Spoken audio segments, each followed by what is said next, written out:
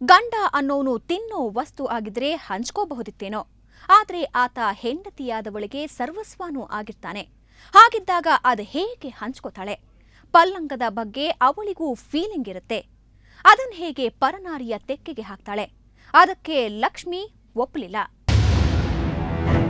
ಈ ಲಕ್ಷ್ಮಿ ಮತ್ತು ಅಶೋಕ್ ಕುಮಾರ್ ಸಂಸಾರದಲ್ಲಿ ಬಿರುಗಾಳಿ ಎದ್ದು ಸಾಕಷ್ಟು ತಿಂಗಳುಗಳೇ ಕಳೆದೋಗಿವೆ. ಆವತ್ತೊಂದಿನ ಮಂಚದಲ್ಲಿದ್ದ ಈ ಮಹಾನುಭಾವ ಈಕೆ ಹತ್ರ ಮತ್ತೊಬ್ಬಳ ವಿಷಯ ಮಾತಾಡಿದ್ದ. ನಾನೊಬ್ಬ, ನನಗಿಬ್ಬರಿದ್ರೆ ಚೆನ್ನಾಗಿರುತ್ತೆ ಅಂದ. ನನ್ಗೆ ಬಾಳಿಸ್ತೀನಿ ಅಂತ ಒಂದಿನ ಹೇಳಿದ್ರು. ನನ್ಗೆ ಆ ರೀತಿ ಆಗೋದಿಲ್ಲ, ಇಬ್ರು ಜೊತೆಲಿ ಇರೋಕ್ಕೆ ಇಷ್ಟಪಡಲ್ಲ ನಾನು. ಇಲ್ಲ ನನಗೆ ಬಿಟ್ಟು ಹೊರಟೋವು, ನನಗೇನು ಕೊಡಬೇಕು ಕೊಟ್ಬಿಟ್ಟು, ಇಲ್ಲ ಅವಳನ್ನ ಕೊಟ್ಬಿಟ್ಟು ಏನು ಕೊಡ್ಬೇಕು ಕೊಟ್ಬಿಟ್ಟು ನನ್ನ ಮಕ್ಕಳು ಹೆಂಡತಿ ಅಂತ ಅಂದ್ಬಿಟ್ಟು ಬಂದ್ಬಿಡು ನೀನು ಅಂತ ಕೇಳಿದೆ. ಆಗೋದಿಲ್ಲ, ನಿನಗೂ ಚೆನ್ನಾಗಿ ನೋಡ್ಕೊಳ್ತೀನಿ ನಾನು, ಏನೋ ಮಾಡಬಾರ್ದಿತ್ತು ಮಾಡಿಬಿಟ್ಟಿದ್ದೀನಿ ನಾನು, ಅವಳ ಸಂಬಂಧ ಮಡಿಕೋಬಿಟ್ಟಿದ್ದೀನಿ ಅಂತ ಹೇಳಿದ್ರು. ಅದೇನು ಬೇಕಾದ್ರೂ ಮಾಡ್ಕೊಂಡಿರ್ಲಿ, ನಾನು ಮನೆ ಮಾತ್ರ ತುಂಬಿಸ್ಕೊಳ್ಳಲ್ಲ ಅಂತ ಈಕೆ ಅದ್ಯಾವಾಗ ಪಟ್ಟು ಹಿಡಿದ್ಲು, ಅವನ ಕಿರಿಕಿರಿ ಶುರುವಾಗೋಯ್ತು. ಹೆಂಡತಿಗೆ ಹೊಡೆದು ಬಡಿದು ಮಾಡೋದರ ಜೊತೆಗೆ ಇಲ್ಲದ ಸಂಬಂಧಗಳನ್ನ ಕಟ್ಟಿ ಹೇಳೋದಕ್ಕೆ ಶುರು ಮಾಡದ್ನಂತೆ. ನೀನೇ 100 ಜನ ಕಟ್ಬಿಟ್ಟು ಇವನು ತಪ್ಪಿಸ್ಕೊಳಕ್ಕೋಸ್ಕರ ಇವಳ ಕಡೆಯಿಂದ ನನ್ನ ತಂಗಿ ನನ್ನ ಹೆಂಡತಿನೇ ಸರಿ ಇಲ್ಲ, ಅದಕ್ಕೆ ನಾನು ಬೇರೆಯವ್ಳಿಗೆ ಇಟ್ಕೊಂಡಿದ್ದೀನಿ ಅಂತ ಹೇಳೋಕ್ಕೋಸ್ಕರ ನನ್ನ ತಂಗಿ ತುಂಬ ಕಿರುಕುಳ ಕೊಡ್ತಾನೆ. ಅಂತಿಂತ ಕಿರುಕುಳ ಅಲ್ಲ, ನಿನಗೆ ಟೆಸ್ಟ್ ಮಾಡಿಸ್ತೀನಿ, ನಿನ್ನ ಮನಸ್ಸಲ್ಲಿ ಯಾವನಿದ್ದಾನೆ ಅಂತ ಇಂಜೆಕ್ಷನ್ ಕೊಡಿಸ್ತೀನಿ, ನಿನ್ನ ಮನಸ್ಸಲ್ಲಿ ಇರೋದು ನೀನು ಹೇಳ್ಬಿಡ್ತೀಯಾ, ನಾನು ಅವಳ ಜೊತೆ ಎಲ್ಲ ಸಂಸಾರ ಮಾಡ್ಕೊಂಡು ಆರಾಮಾಗಿರ್ಬೋದು, ನಾನು ಅಲ್ಲಿಗೆ ನೀನೇ ತಪ್ಪಿಗೆ ಸಿಗಾಕೊಳ್ತೀಯಾ, ನಂದೇನು ತಪ್ಪಿಲ್ಲ ಅಲ್ಲಿಗೆ. ಅರೆ, ಇವನಂದು ಮಾತ್ರಕ್ಕೆ ಏನಾಗೋದಿದೆ, ಭಯ ಬೀಳಬೇಡ ಅಂತ ತಂಗಿಗೆ ಧೈರ್ಯ ಕೊಟ್ಟವರು ಅಕ್ಕ ರಾಜೇಶ್ವರಿ. ದಿನೇ ದಿನೇ ಲಕ್ಷ್ಮಿಯ ಕಷ್ಟ ಜಾಸ್ತಿ ಆದ ಮೇಲೆ ಈಕೆ ಆ ಭಾಗದ ಸಮಾಜ ಸೇವಕಿಯೊಬ್ಬರ ಮೊರೆ ಹೋದ್ಲು. ಈ 6 ತಿಂಗಳಿಂದ ಈ ಹುಡುಗಿ ನನಗೆ 6 ತಿಂಗಳಿಂದ ಇದು ಸತತ ಪ್ರಯತ್ನ ಪಡ್ತಿದ್ದೀವಿ. ಈ ಹುಡುಗಿ ಬಂದು ನನಗೆ ಅನ್ಯಾಯ ಆಗಿದೆ. ನನ್ನ ಮದುವೆ ಧರ್ಮಸ್ಥಳ ಕರ್ಕೊಂಡೋಗಿ ಮದುವೆ ಮಾಡಿಕೊಂಡು ನನಗೆ 2 ಹೆಣ್ಮಕ್ಳಿದೆ. ಅವನು ಇನ್ನೊಂದು ಹುಡುಗಿ ಜೊತೆ ಅನೈತಿಕ ಸಂಬಂಧ ಇಟ್ಕೊಂಡು ನನಗೆ ಭಾರಿ ಹಿಂಸೆ ಕೊಡ್ತಿದ್ದಾನೆ, ಮದುವೆ ಆಯ್ತೀನಿ ಅಂತ. ದಯವಿಟ್ಟು ನಂಗೆ ನ್ಯಾಯ ಕೊಡಿಸಿ ಅಂತ ಹೇಳಿ ಈ ಲಕ್ಷ್ಮಿ ಏನು ಹೆಣ್ಮಗಳು ಬಂದ್ಲು. ಇವರು ಲಕ್ಷ್ಮಿಯ ವಿಷಯವನ್ನ ತಿಳ್ಕೊಂಡು ಅಶೋಕ್ ಕುಮಾರನ ಬಗ್ಗೆನೂ ಮಾಹಿತಿ ಕಲೆ ಹಾಕಿದ್ರು. ಇನ್ನೇನು ಆತನ್ನ ಕರೆಸಿ 4 ಜನರ ಹತ್ರ ಬುದ್ಧಿ ಹೇಳಿಸಬೇಕು ಅನ್ನೋವಷ್ಟರಲ್ಲಿ ಅವನು ಮತ್ತೊಂದು ಹೆಜ್ಜೆ ಇಟ್ಟಾಗಿತ್ತು. ಜನವರಿ 7ನೇ ತಾರೀಕು ದಿನ ಹಿಂಗೆ ಹೊರಟೋದ್ರು. ನಮ್ಮ ಫ್ಯಾಕ್ಟ್ರಿಲಿ ಒಂದು ಹುಡುಗ ಕರೀಮ್ ಅಂದ್ಬಿಟ್ಟು ಕೆಲಸ ಮಾಡ್ತಾನೆ. ಅವ್ನು ಬಂದು ಅಣ್ಣ ಹಿಂಗೆ ಭಾಗ್ಯ ಬಂದವಳೆ ಅಂತ ಅಂದ್ಬಿಟ್ಟು ಹೇಳಿದ್ರು. ಆಯಿತು ಬರ್ತೀನಿ ಅಂದ್ಬಿಟ್ಟು ಹೊರಟೋದ್ರು. ಯಾಕೆ ಇಷ್ಟು ಗಾಬರಿ ಅನ್ನೋದಕ್ಕೆ, ಪಾರ್ಟಿ ಬಂದವ್ರೆ ಕಣೆ, ಪಾರ್ಟಿ ನೋಡೋಕೆ ಹೋಗ್ತಿದ್ದೀನಿ ಅಂದರು.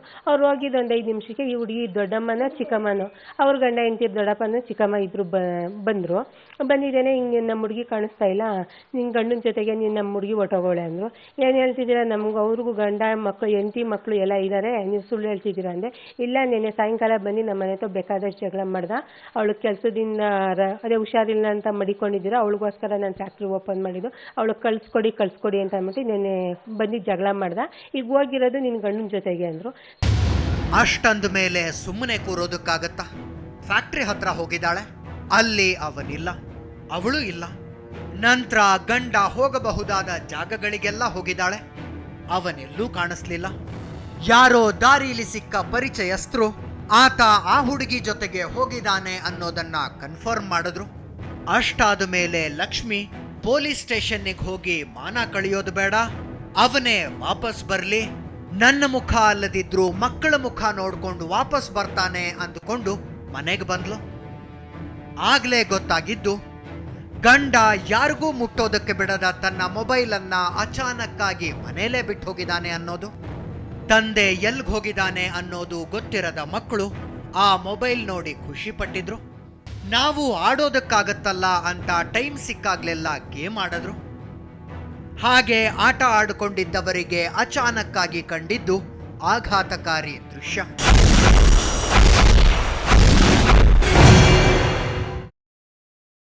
ಮನೇಲಿ ಫೋಟೋಗಳಿತ್ತು ಸರ್.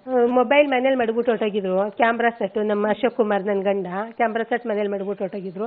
ಶುಕ್ರವಾರ ಹೋದ್ರು, ಶನಿವಾರ ಬಂದ, ಸೋಮವಾರ ದಿವಸ ನನ್ನ ಮಗಳು ಕ್ಯಾಮ್ರಾ ಫೋಟೋ ಮೊಬೈಲ್ ಇಟ್ಕೊಂಡು ಆಟ ಆಡ್ತಾ ಇದ್ಲು. ಆವಾಗ ಕ್ಯಾಮ್ರಾ ಆನ್ ಮಾಡೋಕ್ಕೆ ಅದರಲ್ಲಿತ್ತು. ನನ್ನ ಮಗಳು ಚಿಕ್ಕ ಮಗಳು, ಅಮ್ಮ ಭಾಗ್ಯ ಮುಂಡೆಗೆ ಅಪ್ಪ ಮುತ್ತು ಕೊಡ್ತವ್ರೆ ನೋಡಮ್ಮ ಅಂತ ಅಂದ್ಲು. ಆವಾಗ ಕ್ಯಾಮ್ರಾ ನೋಡಿದೆ. ನೋಡಿದ್ಮೇಲೆ ಇದೆಲ್ಲ ನಡೆದಿದೆಯಾ ಅಂತ ಅಂದ್ಬಿಟ್ಟು ತಿಳ್ಕೊಂಡ್ಮೇಲೆ ಲಾಕರಲ್ಲಿ ಬೀಗ ಹಾಕೊಂಡು ಅದು ನಡುಗೆ ಸಿಗಿಸ್ಕೊಂಡಿದ್ರು ಬೀಗ. ನಾನು ವ್ಯವಹಾರ ಮಾಡ್ತಾರೆ, ನನ್ನ ನೆಟ್ಟಿಗೆ ಮನೇಲಿ ಇರಲ್ವಲ್ಲ, ನಾವು ದುಡ್ಡು ಕಾಸು ಮಾಡಿಕೋತಾರೆ, ಅವ್ರ ಜೋಪಾನ ಮಾಡ್ಕೊಳ್ಳಿ ಅಂತ ಸುಮ್ಮನೆ ಇದ್ದೆ. ಮೊಬೈಲ್ನಲ್ಲಿ ನೋಡಿದ್ಮೇಲೆ ಲಾಕರ್ ಓಪನ್ ಮಾಡಿದೆ ನಾನು. ಹೊಡೆದಾಕ್ಲೆ ಲಾಕರ್ ಹೊಡೆದ್ಮೇಲೆ ಅದ್ರಲ್ಲಿ CD ಕ್ಯಾಸೆಟ್ ಎಲ್ಲ ಇತ್ತು. ಕ್ಯಾಸೆಟ್ ಇತ್ತು, CD ಫೋಟೋ ಇತ್ತು. ಗಂಡನ ಖನಂದಾರಿ ಕೆಲಸದ ಫೋಟೋ ನೋಡಿದ ಮೇಲೆ ಲಕ್ಷ್ಮಿಗೆ ತಡೆಯೋದಕ್ಕಾಗ್ಲಿಲ್ಲ. ಆವತ್ತೇ ಪೊಲೀಸ್ ಸ್ಟೇಷನ್ನಿಗೆ ಹೋಗಬೇಕು ಅಂದ್ಕೊಂಡ್ಲು. ಆಗ್ಲೇ ಆತ ಮತ್ತೆ ಮನೆಗೆ ಬಂದಿದ್ದ. ಆವತ್ತು ಗಂಡನ ಬಾಯಲ್ಲಿ ಬರ್ತಾ ಇದ್ದದ್ದು ಮಾಟ ಮಂತ್ರದ ಮಾತು.